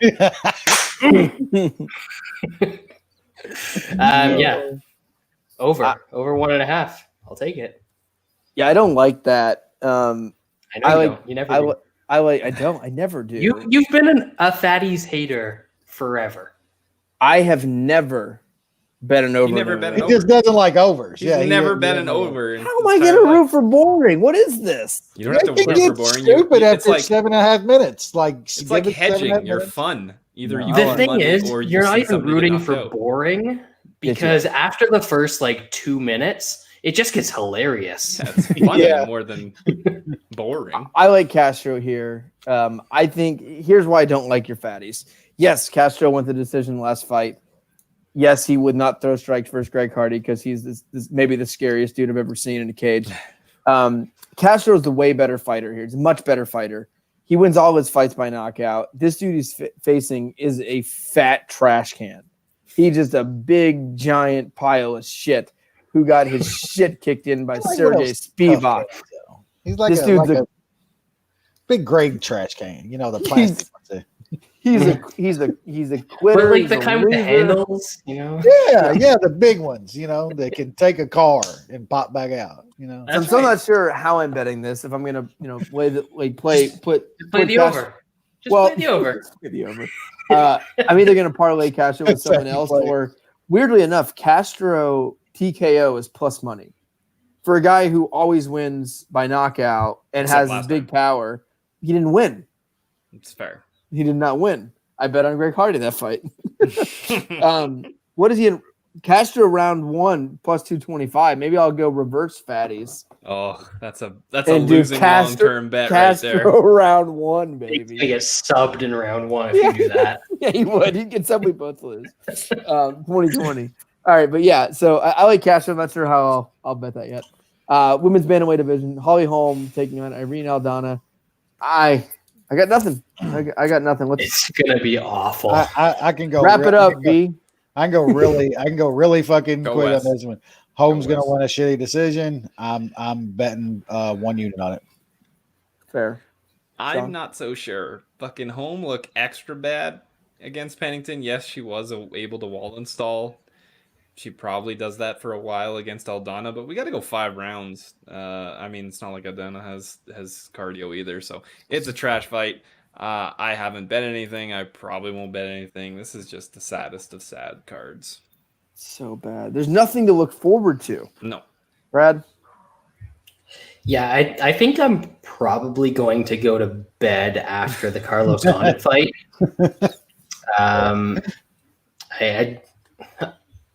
This is terrible. I don't care. They're trying to pretend like Aldana is exciting because she had 1 knockout, but she is probably one of the worst prospects that they've ever tried to create in the UFC. She's 32.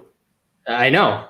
That's why I did the air quotes. That's the contender series now. It's all contender series. I like that the guy that won the last tough, which I didn't watch several years ago. The guy was like 38-1. Well, I guess now he was 36 then, but that was Espino. Espino, baby. Yeah. I know that's the only reason I knew because I heard it last week. I'm debating whether or not I want to bet just like Holm by decision or just the over or fight goes the distance, because this is guaranteed to be 25 minutes of pain. Yep. Not for them. Brad, I have one question for you. What? Do you not remember when Holly Holm kicked Ronda Rousey in the head? That happened. And now she's still main event. That's why it's not going the distance. Holly Holm knocked out Ronda Rousey. You must have forgot. You'll see it on Saturday. We all forgot. We all tried to forget. Yeah, they're going to show that replay. I would assume at least once on Saturday. Are they also going to show her getting subbed by Misha? I'll take the over. No. I'll take the over. The over seems like that's a good wager here. Yeah, I like Holly. I don't know if I'm going to bet her. If it comes down a little bit more, I think I have to. Aldana sucks. Holly sucks too, though. I don't think I could see Holly just pushing her against the fence. I could see her little humpy dumpy. She's gonna do a hup. Yeah, she go hop, hop. Make sure you have this fight on mute if you do not want your ears to bleed. Let's be real. I will be sleeping. I still haven't watched the Angela Hill fight versus the hot one. That wasn't a terrible fight, to be honest. I didn't see it, but it was. I didn't say it was good. Yeah. People were like, best fight of the year, and I was like, glad I didn't watch. I didn't say that. Banish these people who are saying shit like this, Lance. What are we doing? I didn't watch it. I didn't watch it. I actually kind of like when we have made events like this. I just go to bed early. Even though you're only Central Time, not fucking Eastern. Actually, to be honest, what I do is like after the fights that are interesting to me are done, I'll take Turk out for a walk. I'll throw them on my phone and maybe glance down at my phone while I'm out on a walk. And it's just a very peaceful Saturday evening. Nice stroll. Yeah. Well, the Michelle Watterson Hill fight, I actually go to bed way later since the old pandemic hit. I used to go to bed at like 10 most nights during the week. Now I go to bed at like midnight because I'm like, I ain't got.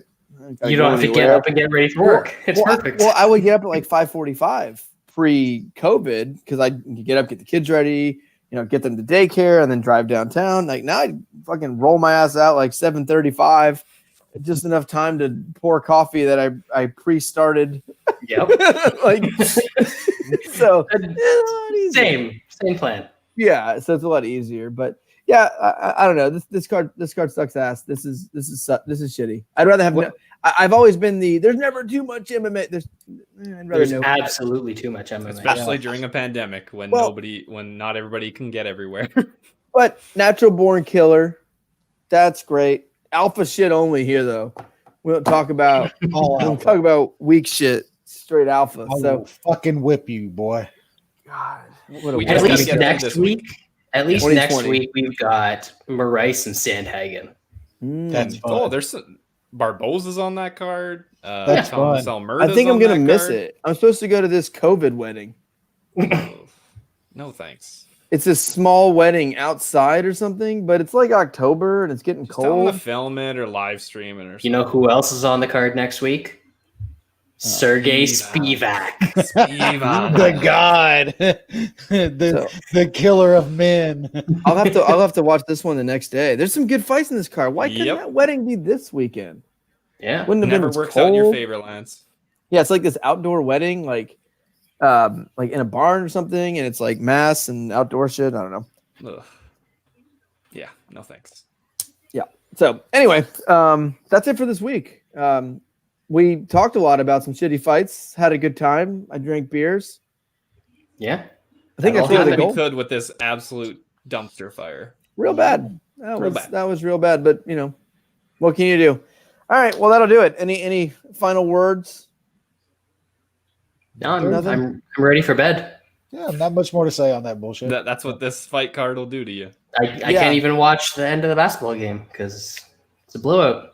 I'm gonna watch some television. I've been binge watching network shows a lot lately to keep me busy. Currently watching a show called SEAL Team. Real good with David Boreanaz, and I just finished Bones with David Boreanaz. You gotta go back to back. You gotta go back to back. Right? So good looking, I can't even help myself.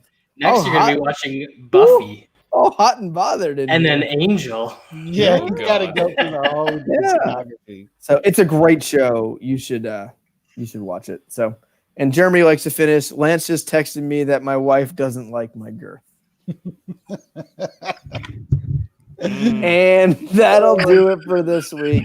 Thank you for listening and putting up with us for a couple hours. We will be back next week. Have a good night.